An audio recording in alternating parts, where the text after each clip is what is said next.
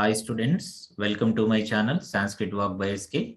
నేను ఈరోజు ఈ వీడియోలో డిగ్రీ ఫస్ట్ ఇయర్ సెకండ్ సెమిస్టర్కి సంబంధించినటువంటి క్వశ్చన్ పేపర్ ప్యాటర్న్, అదేవిధంగా ఇంపార్టెంట్ సిలబస్ అనగా రేపు ఫైనల్ ఎగ్జామ్కి వచ్చేటువంటి ఇంపార్టెంట్ క్వశ్చన్స్ ఏవైతే ఉన్నాయో వాటిని ఈ వీడియోలో ఎక్స్ప్లెయిన్ చేయాలని అనుకుంటున్నాను.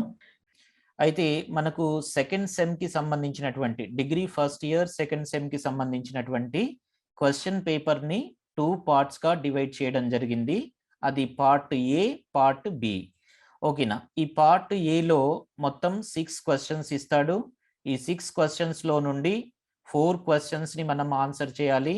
Each 5 marks 20 marks. అలాగే పార్ట్ బిలో కూడా 4 క్వశ్చన్స్ ఇస్తాడు. 4 క్వశ్చన్స్ని ఆన్సర్ చేయాలి. Each 15 marks 60 marks. అంటే రేపు ఫైనల్ ఎగ్జామ్లో మనం 80 మార్క్స్ పేపర్ని ఆన్సర్ చేయాల్సి ఉంటుంది. అయితే ఇక్కడ పార్ట్ ఏకి పార్ట్ బికి ఉన్నటువంటి డిఫరెన్స్ ఏంటి అంటే, పార్ట్ ఏలో ఇంటర్నల్ చాయిస్ అనేటువంటిది ఉండదు, కానీ పార్ట్ బిలో ఇంటర్నల్ చాయిస్ అనేటువంటిది ఉంటుందన్నమాట. ఇంటర్నల్ చాయిస్ అంటే ఏంటి అంటే, ఒక క్వశ్చన్లో కొన్ని బిట్స్ ఇచ్చి ఆ బిట్స్లో చాయిస్ అనేటువంటిది ఇచ్చాడు అనుకోండి, దానిని ఇంటర్నల్ చాయిస్ అంటారనమాట.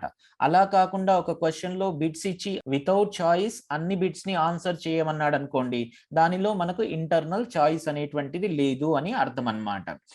అయితే మనకు పార్ట్ ఏలో ఇంటర్నల్ చాయిస్ అనేటువంటిది ఉండదు, కానీ పార్ట్ బి తీసుకున్నట్లయితే ప్రతి క్వశ్చన్లో కూడా మనకు ఇంటర్నల్ చాయిస్ అనేటువంటిది ఉంటుంది. ఇక మనం ముందుగా ఈ క్వశ్చన్ పేపర్లో హెడ్డింగ్ ఏదైతే ఉందో, పార్ట్ ఏకి సంబంధించినటువంటి హెడ్డింగ్ ఏదైతే ఉందో దానిని చూద్దాము. ఇక్కడ పార్ట్ ఏలో హెడ్డింగ్ ఏమని ఇచ్చాడు? చత్వారి ప్రశ్నాః సమాధేయాః. చత్వారి అంటే ఎనీ 4 అని అర్థం.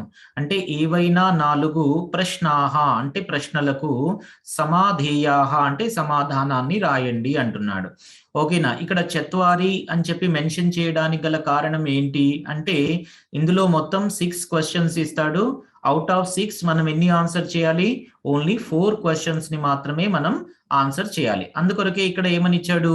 రైట్ ఎనీ 4 క్వశ్చన్స్ అని చెప్పి ఇచ్చాడనమాట. ఇక ఇందులో మొదటి క్వశ్చన్, నరాజసూయైర్ బహుభిరిష్ట్వా విపుల దక్షిణైః నచాశ్వమేధైర్ బహుభిః ఫలం సమమిదం తవ అని చెప్పి ఒక శ్లోకాన్ని ఇచ్చి, ఆ శ్లోకాన్ని భాషాంతరీకృత శ్లోకమముం అంటున్నాడు. అంటే అముం శ్లోకం అంటే ఈ శ్లోకాన్ని భాషాంతరీకృత అంటే వేరే భాషలోకి అనువదించండి అని చెప్పి అంటున్నాడు. అయితే ఈ ఫస్ట్ క్వశ్చన్ లో మనం ఏమడుగుతాడు? ఈ ఫస్ట్ క్వశ్చన్ లో ఒక శ్లోకాన్ని ఇచ్చి ఆ శ్లోకానికి సంబంధించినటువంటి తాత్పర్యం ఏదైతే ఉంటుందో, భావం ఏదైతే ఉంటుందో దానిని రాయమని అడుగుతాడు. అయితే మరి ఈ శ్లోకానికి సంబంధించి మనం ఏ లెసన్ చదువుకోవాలి, అదే విధంగా ఎన్ని శ్లోకాలను చదువుకోవాలి అనేది కూడా ఒకసారి చూద్దాం.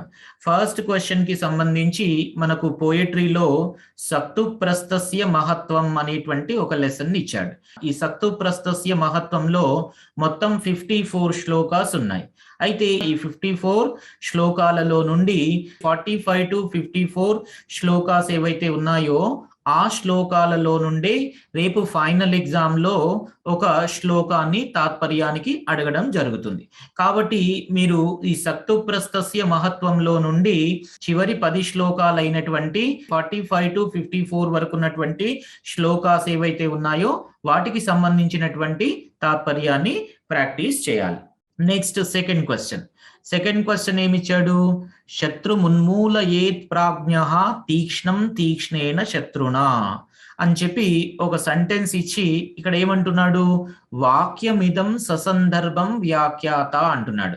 వాక్యమిదం, ఇదం వాక్యం అంటే ఈ వాక్యాన్ని, ససందర్భం అంటే సందర్భముతో కూడుకొని, వ్యాఖ్యాత అంటే వివరించండి అంటున్నాడు. అంటే సెకండ్ క్వశ్చన్ అనేటువంటిది దేనికి సంబంధించింది? సందర్భ సహిత వాక్యాలకు సంబంధించినటువంటి క్వశ్చన్. అంటే అనోటేషన్స్ లేదా రిఫరెన్స్ టు ద కాంటెక్స్ట్ కి సంబంధించినటువంటి క్వశ్చన్. ఈ ఈ సెకండ్ క్వశ్చన్ లో అనోటేషన్ కి సంబంధించి లేదా రిఫరెన్స్ టు ద కాంటెక్స్ట్ కి సంబంధించి ఒక క్వశ్చన్ ఇస్తాడు. ఆ క్వశ్చన్ కి సంబంధించినటువంటి రిఫరెన్స్ టు ద కాంటెక్స్ట్ అంటే పోయిట్ ఇంట్రడక్షన్, కాంటెక్స్ట్, మీనింగ్ ఏదైతే ఉంటుందో అంటే కవి పరిచయము, సందర్భము, భావము ఏదైతే ఉంటుందో దానిని రాయమంటాడు. మరి సెకండ్ క్వశ్చన్ కి మనం ఏం చదువుకోవాలి అంటే ఈ రిఫరెన్స్ టు ద కాంటెక్స్ట్ కి సంబంధించి మనకు నగంగదత్త పునరీతి కూపం అనేటువంటి లెసన్ ని యూనిట్ 2 లో ఇవ్వడం జరిగింది.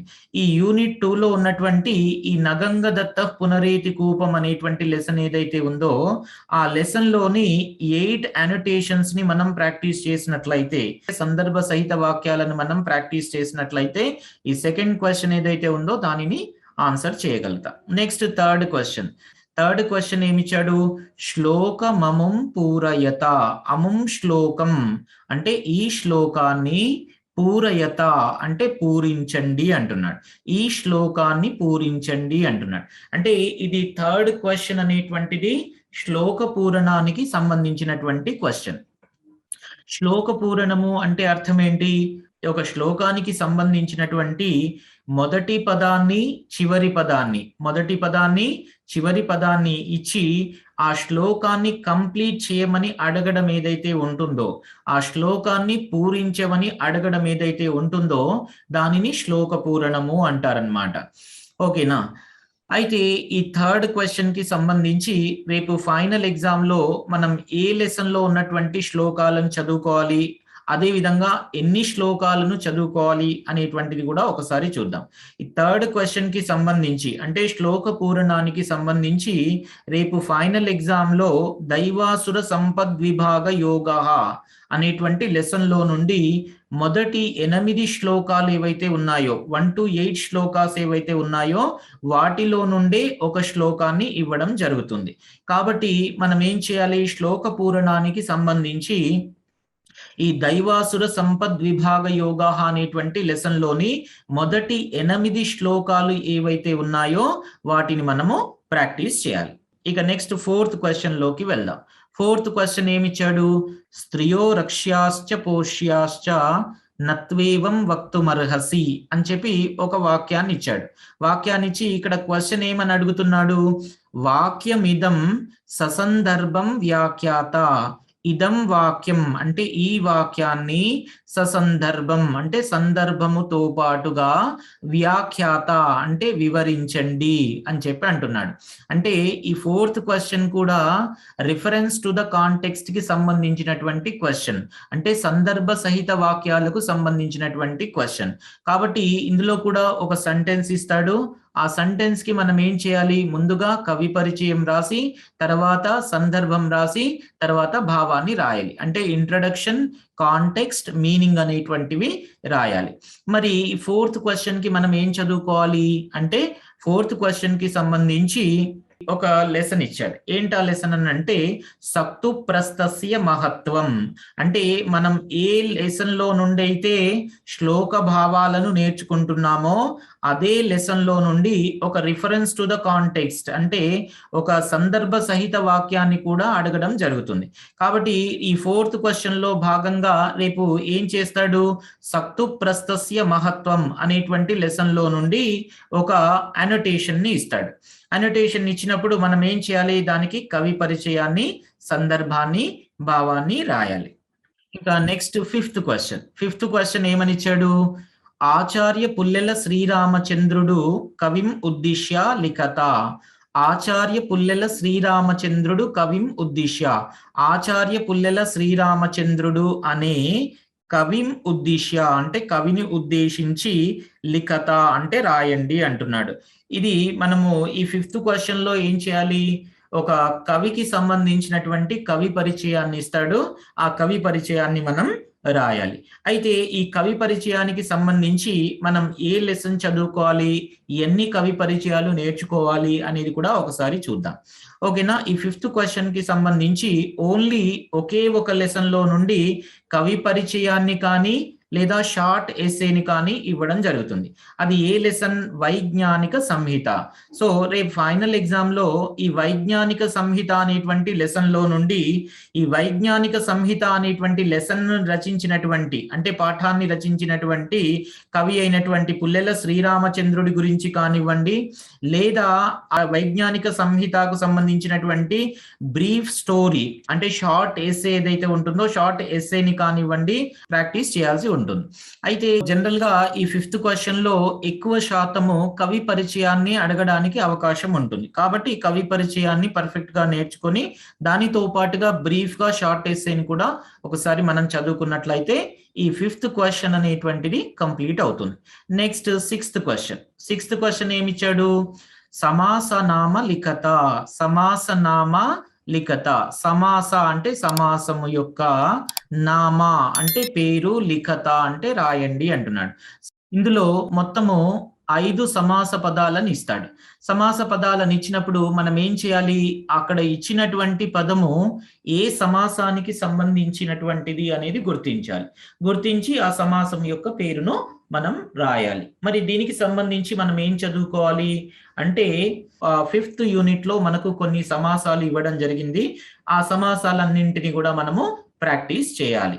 ఇది పార్ట్ ఏ. అయితే ఈ పార్ట్ ఏలో 6 క్వశ్చన్స్ ఉన్నప్పటికీ కూడా మనం రాయాల్సింది కేవలము 4 అంటే 4 మాత్రమే. కాబట్టి మీరు ఇందులో ఏవైనా 2 క్వశ్చన్స్ ని చాయిస్ కింద వదిలేసి మీరు 4 క్వశ్చన్స్ కి సంబంధించినటువంటి సమాధానాలను మీరు ప్రాక్టీస్ చేసినట్లయితే సరిపోతుంది. ఓకే, ఇంకా పార్ట్ బిలో మనం ఒకసారి ఫస్ట్ క్వశ్చన్ చూద్దాం. ఫస్ట్ క్వశ్చన్ ఏమిచ్చాడు? ద్వయోః శ్లోకయోః ప్రతిపదార్థం తాత్పర్యం చ లిఖత. ద్వయోః శ్లోకయోః. ద్వయోః అంటే ఏవైనా రెండింటికి, ఎనీ టూ అనర్థం. ఏవైనా 2 శ్లోకయోః అంటే శ్లోకములకు ప్రతిపదార్థ తాత్పర్యం. ప్రతిపదార్థం అంటే ప్రతి పదానికి అర్థం రాయడం ఏదైతే ఉంటుందో దానిని ప్రతిపదార్థము అంటారు. ప్రతిపదార్థం means word to word meaning. తాత్పర్యంచ, చ మరియు తాత్పర్యం అంటే తాత్పర్యమును, లిఖత అంటే రాయండి అంటున్నాడు. ఓకేనా? ఏవైనా 2 శ్లోకములకు ప్రతిపదార్థము మరియు తాత్పర్యమును లిఖత అని చెప్పి అంటున్నాడు. అయితే మనకి ఈ క్వశ్చన్ లో మొత్తం 4 శ్లోకాస్ ఇస్తాడు. మొత్తం 4 శ్లోకాలు ఇస్తాడు. ఈ 4 శ్లోకాలలో నుండి ద్వయోహో అంటే 2 మాత్రమే రాయమని అడుగుతున్నాడు. కాబట్టి మనం ఏవైనా 2 శ్లోకాలకు ప్రతిపదార్థ తాత్పర్యాన్ని రాయాలి. అయితే మరి ఈ ప్రతిపదార్థ తాత్పర్యానికి సంబంధించి మనం ఏ లెసన్ చదువుకోవాలి, అదే విధంగా ఎన్ని శ్లోకాలను మనం చదువుకోవాలి అనేటువంటిది ఒకసారి చూద్దాం. ఓకేనా? పార్ట్ బిలో 7th క్వశ్చన్ కి సంబంధించి మనం చదువుకోవాల్సినటువంటి లెసన్ బుద్ధస్య వైరాగ్యోదయః అనేటువంటి లెసన్ ని చదువుకోవాలి. ఈ బుద్ధస్య వైరాగ్యోదయఃలో మొదటి 20 శ్లోకాలు ఏవైతే ఉన్నాయో 1 to 20 శ్లోకాస్ ఏవైతే ఉన్నాయో వాటికి సంబంధించినటువంటి ప్రతిపదార్థ తాత్పర్యాలను మనం నేర్చుకోవాలి. అది నేర్చుకున్నట్లయితే మనం 7th క్వశ్చన్ ని ఆన్సర్ చేయగలుగుతాం. ఓకేనా? Next 8th question. 8th question ఏమిచ్చాడు? బృహత్ సంహితాయాః మహత్వం నిరూపయత అథవా నగంగదత్త పునరేతి కూపం ఇది పాఠ్యాంశస్య సారాంశం లిఖత. ఇక్కడ ఫస్ట్ క్వశ్చన్ ఏమంటున్నాడు? బృహత్ సంహితాయాః అంటే బృహత్ సంహిత యొక్క మహత్వం అంటే గొప్పతనాన్ని, నిరూపయత అంటే నిరూపించండి అంటున్నాడు. అథవా లేదా ఆర్ నగంగదత్త పునరేతి కూపం ఇది పాఠ్యాంశస్య. నగంగదత్త పునరేతి కూపం అనేటువంటి పాఠ్యభాగం యొక్క సారాంశం. సారాంశం అంటే సమ్మరీ అని అర్థం. అంటే సారాంశాన్ని లిఖత అంటే రాయండి అంటున్నాడు. అంటే ఈ 8th క్వశ్చన్ కి సంబంధించి మనకు టెక్స్ట్ బుక్ లో 2 లెసన్స్ ఇచ్చాడు. ఒకటి వైజ్ఞానిక సంహిత, రెండవది నగంగదత్త పునరేతి కూపం. అయితే రే ఫైనల్ ఎగ్జామ్ లో వైజ్ఞానిక సంహితలో నుండి ఒక క్వశ్చన్ ని అడుగుతాడు, నగంగదత్త పునరేతి కూపం అనేటువంటి లెసన్ లో నుండి ఒక క్వశ్చన్ ని అడుగుతాడు. కాబట్టి మీరు ఏదైనా ఒక లెసన్ కి సంబంధించినటువంటి సారాంశాన్ని మీరు ప్రాక్టీస్ చేసినట్లయితే 8th క్వశ్చన్ అనేటువంటిది కంప్లీట్ అవుతుంది. Next 9th question.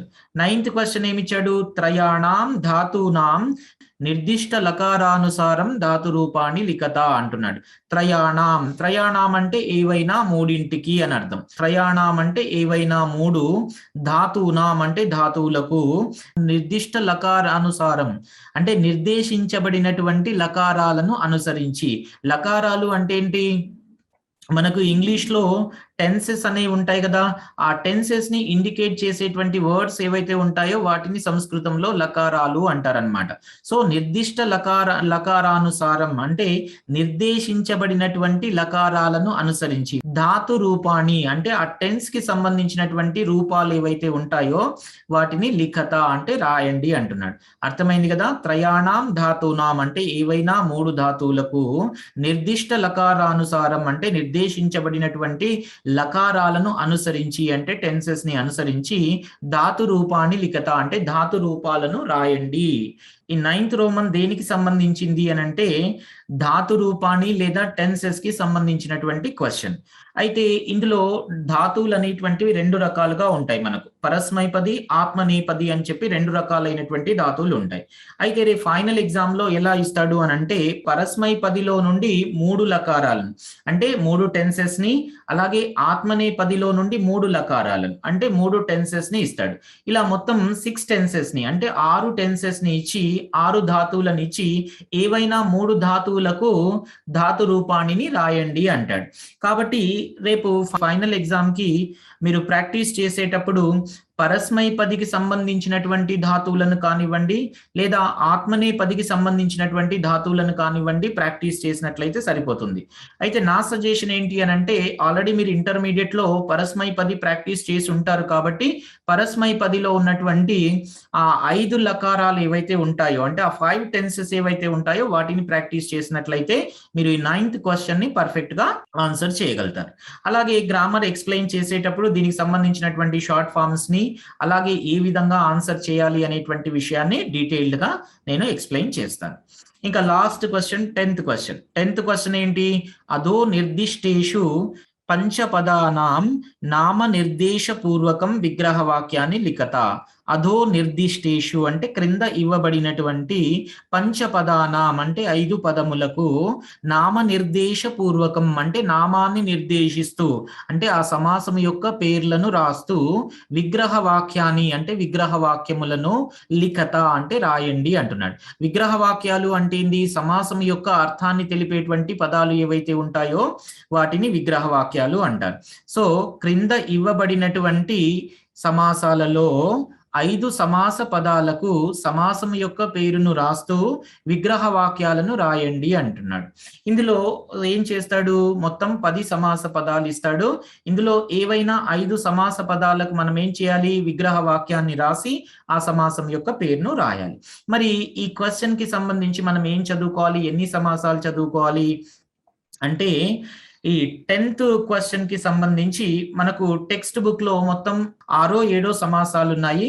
అయితే అన్ని సమాసాలను మనం చదవాల్సినటువంటి అవసరం లేదు. ఎందుకనంటే ఎలాగూ మనకు చాయిస్ అనేటువంటిది ఉంటుంది కాబట్టి మీరు ఒక 3 సమాసాలను ప్రాక్టీస్ చేసినట్లయితే ఈ 10th క్వశ్చన్ కి సంబంధించి ఒక 3 సమాసాలను మీరు ప్రాక్టీస్ చేసినట్లయితే ఈ 10th క్వశ్చన్ ని పర్ఫెక్ట్ గా ఆన్సర్ చేయగలుగుతారు. అవి 1 ద్వంద్వ సమాసము, 2 ద్విగు సమాసము, 3 బహువ్రీహి సమాసం.